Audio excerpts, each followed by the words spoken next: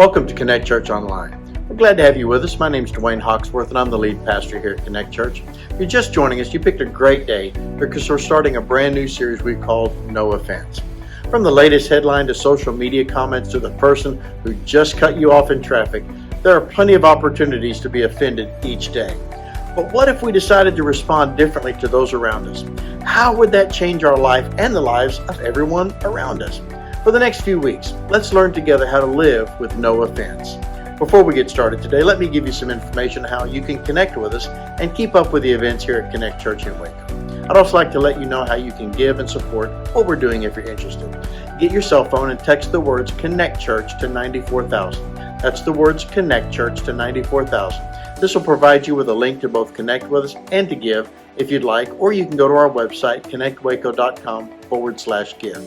If you'd like to connect with us by mail, our mailing address is Connect Church, P.O. Box 4317, Waco, Texas 76715. There'll be a screen at the end of our time together with this information too. Thank you for watching today, for connecting with us, and for supporting what we're doing here at Connect Church in Waco. Our band has a song for you before I bring today's message. I want to thank you again for joining us. I hope you enjoyed this week's online celebration.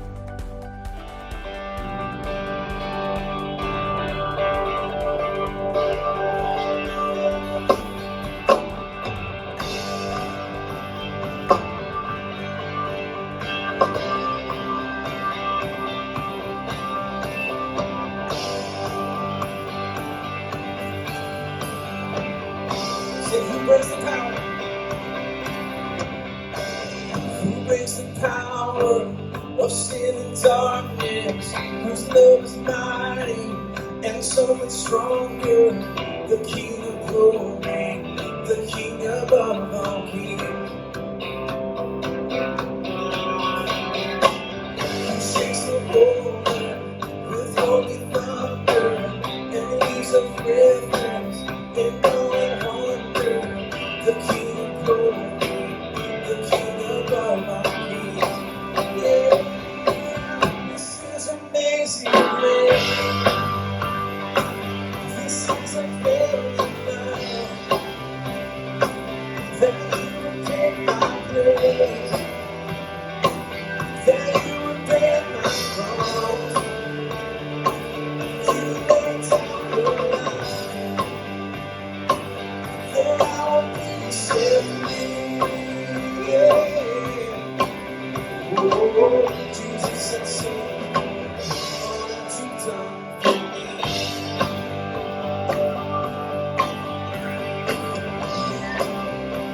Who brings out chaos? Who brings out chaos back into order? Who makes the orphan the son and daughter? The King of glory, the King of glory. Rules the nations with truth and justice. Shines like the sun, all of his brilliance. The King of glory, the King above all kings. Yeah, this is amazing grace. This is unfailing love, that you would take my place, that you would bear my cross. You laid down your life, that I would be set free. Yeah. Jesus, I say, all that you've done for me. Holy is the Lamb who was slain. Holy is the King who conquered the grave. Holy is the Lamb who was slain. Holy is the King who conquered. Oh, sing worthy. Holy is the Lamb who was slain. Holy is the King who conquered the grave. Holy is the Lamb who was slain. Worthy, worthy, worthy. Oh, this is amazing grace. This is unfailing love, that you would take my place, that you would bear my cross.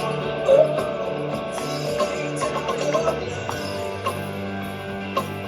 that I be saved. Oh, Jesus, I say, all that you've done for me.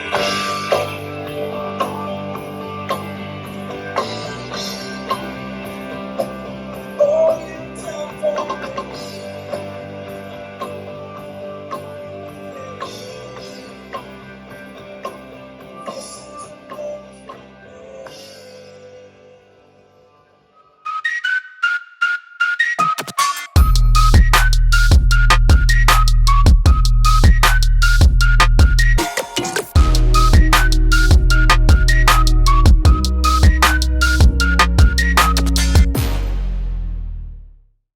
I wonder how many have noticed that there are so many people today that are incredibly easily offended.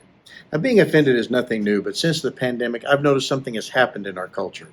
During the pandemic, it seemed to me that people were extra kind, extra polite, extra helpful. Since the pandemic, people just seem angry. I've noticed people are driving much more aggressively, running red lights, driving way over the speed limit, excessively changing lanes, and road rage. And just so you know, if you're behind me at a traffic light when the light turns green, I hope you're not in too much of a hurry because I'm not going to go when the light turns green. I've seen too many red lights being run, and I don't mean they're pink or orange. They were red. So I'm first going to check both ways before I go. So what's going on? How many of you notice that oftentimes Christians can be some of the most easily offended people around? Why do you think that is? In this series, we're going to talk about how in our culture today, so many people are easily offended and incredibly angry. And as followers of Jesus, what is our response to all the division and all the hatred and all the anger in this world?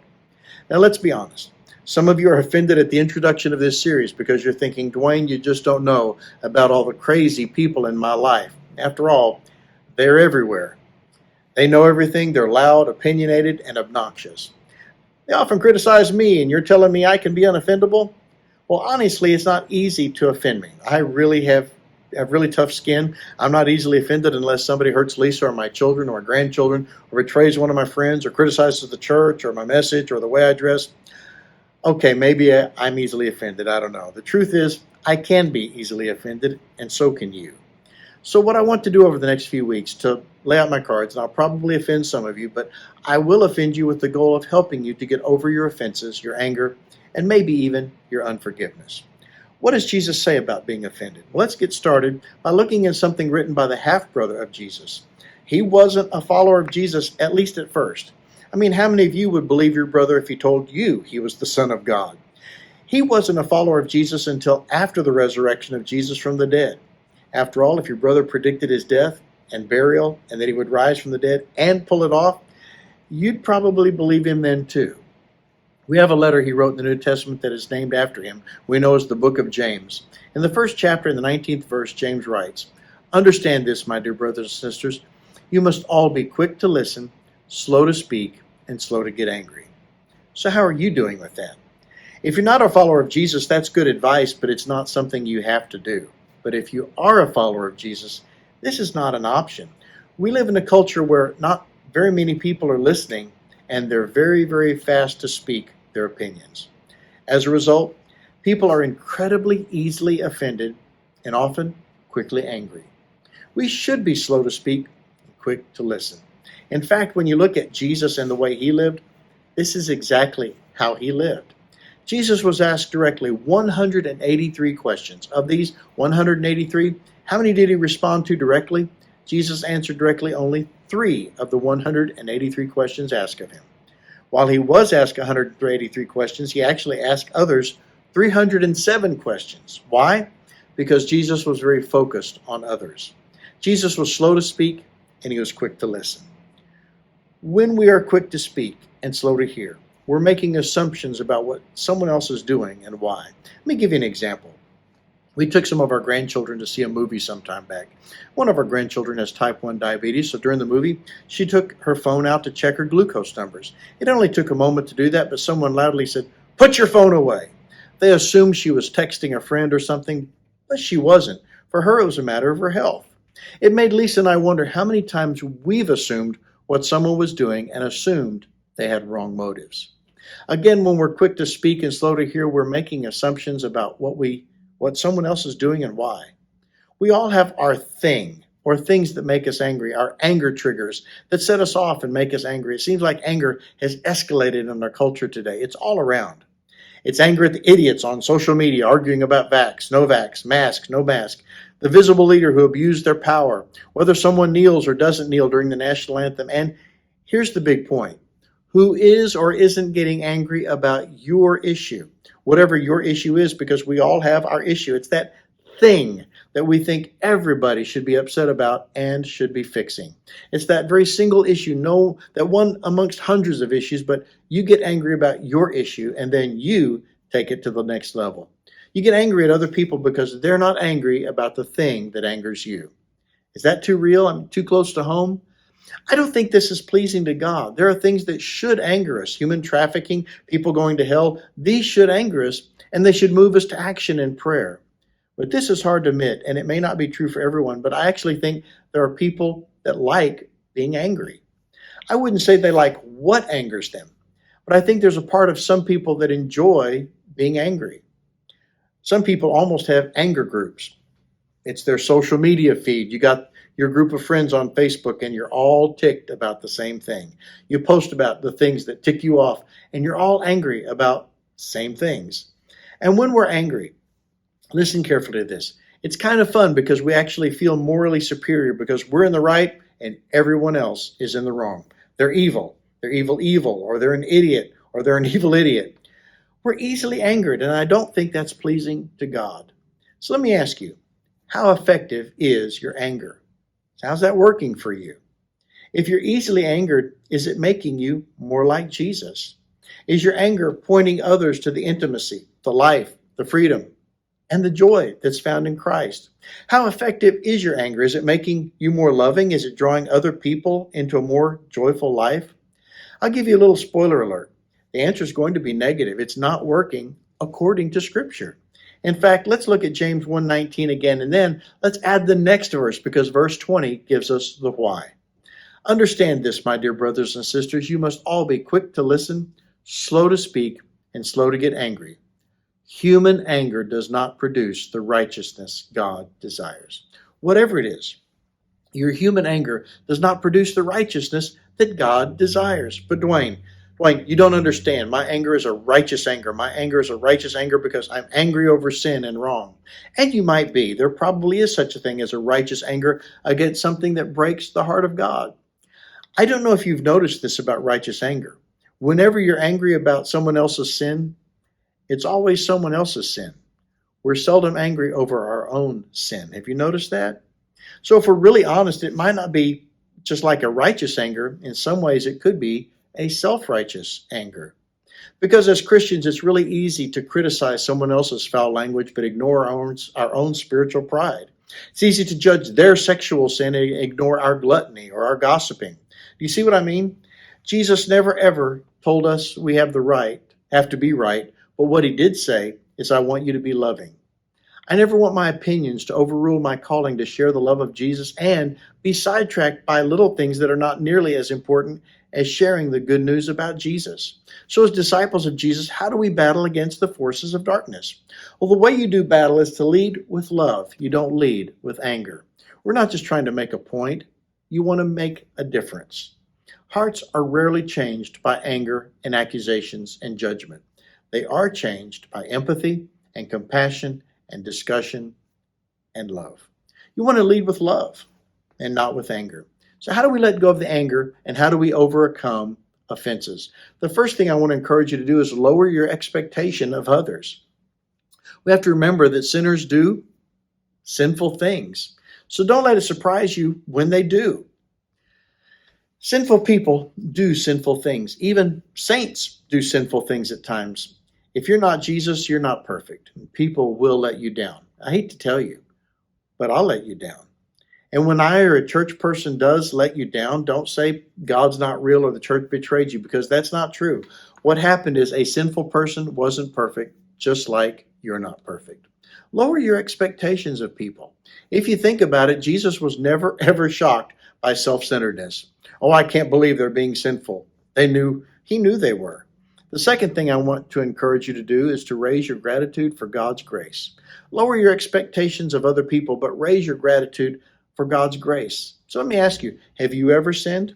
Well, we all have. Me, you, we all have sinned. How is it that we're made right with God? Well, Paul tells us in Ephesians chapter 2, for it is by grace, it's by the grace of God that you've been saved through faith, and this is not from yourselves. In other words, it's not because you were good, not because you were holy, not because you had it all together, not because you did everything right at church and never did anything wrong. It's not because of you. It's the gift of God, not by works, so that no one can boast. It's by the grace of God. It's by the goodness of God. It's by the mercy of God. It's because of what Jesus did on the cross for us. It's because of his perfection.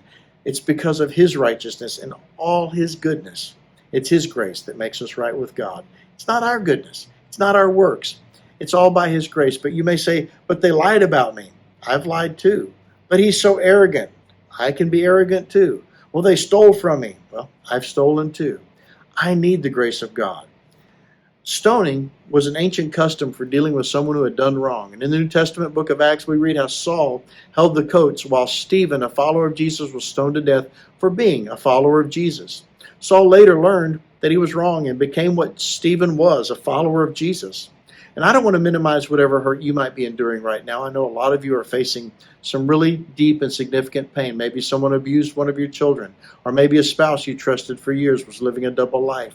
Whenever we've been hurt, whenever we're angry, there tends to be a thought that I'm right and they're wrong. I'm justified in my anger. And if you're not careful, your anger then will justify your right to hold the stone.